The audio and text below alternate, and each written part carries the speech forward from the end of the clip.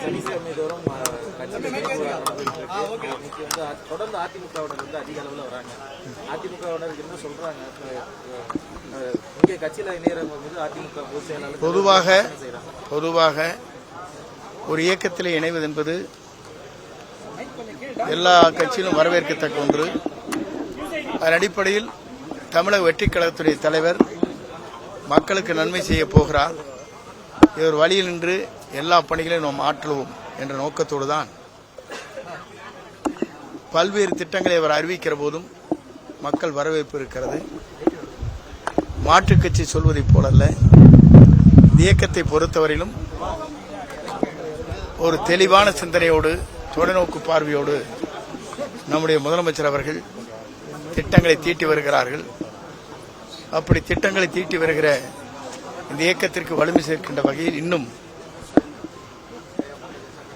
எத்தனையோ இயக்கத்தில் இருந்து, அதுவும் குறிப்பாக நீங்கள் குறிப்பிட்டதைப் போல அனைத்து இந்திய அண்ணா திராவிட முன்னேற்றக் கழகத்திலிருந்து இணைகிறார்கள் என்று சொன்னால் ஒரே ஒன்றுதான் நீங்க மனதில் வச்சுக்கணும். திமுகவோடு கூட்டணி சேர்ந்து ஒரு முதலமைச்சர் ஆகலாம் என்று சிந்தித்ததே தவறு. நம்முடைய புரட்சித் தலைவரும் புரட்சித் தலைவர் அம்மாவும் நமக்கு காட்டிய வழியில் அவர் இந்த இயக்கத்தை வழிநடத்தி செல்லவில்லை என்ற முறையிலே தான் எல்லோரும் நம்மோடு பலர் இன்றைக்கு இணைந்து கொண்டிருக்கிற காட்சியை நீங்கள் காணுகிறீர்கள். ஆகவே அப்படி இணைகிற போது எதிர்காலம் எப்படி இருக்கும் என்பதை அவர்தான் யோசிக்க வேண்டுமே தவிர, எங்களை பொறுத்தவரையிலும் இந்த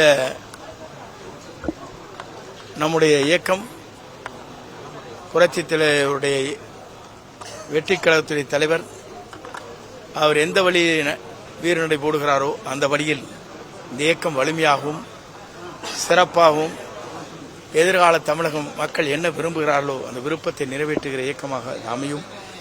ஆகவே எல்லோரும் வருகிறார்கள், அத்தனை பேரும் வருக என்று வாழ்த்துகிறோம்.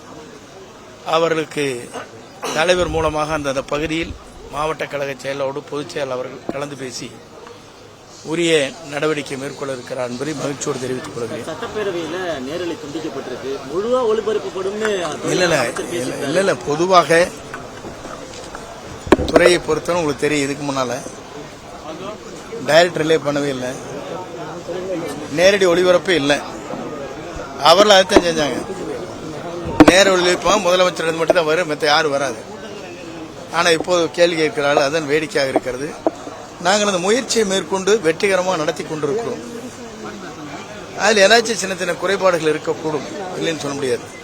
டைரக்ட் ரிலே பண்ற இடத்துல ஏதாச்சும் இருக்கலாம். ஆனால் அதிலே யாருக்கும் பாகுபாடு இல்லாமல் இந்த இயக்கம் நம்முடைய பள்ளிக்கல்வித்துறை செய்தித்துறை அமைச்சர் அவர் நேரடியாக கண்காணித்து வருகிறார்.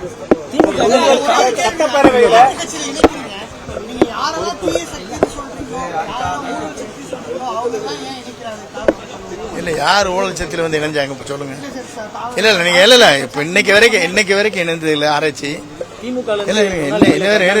இல்லைங்க இருக்குங்க. இன்று வரையிலும் இணைக்கப்பட்டவர் மீது குற்றச்சாட்டுகள் இல்லை. குற்றச்சாட்டு இல்லை.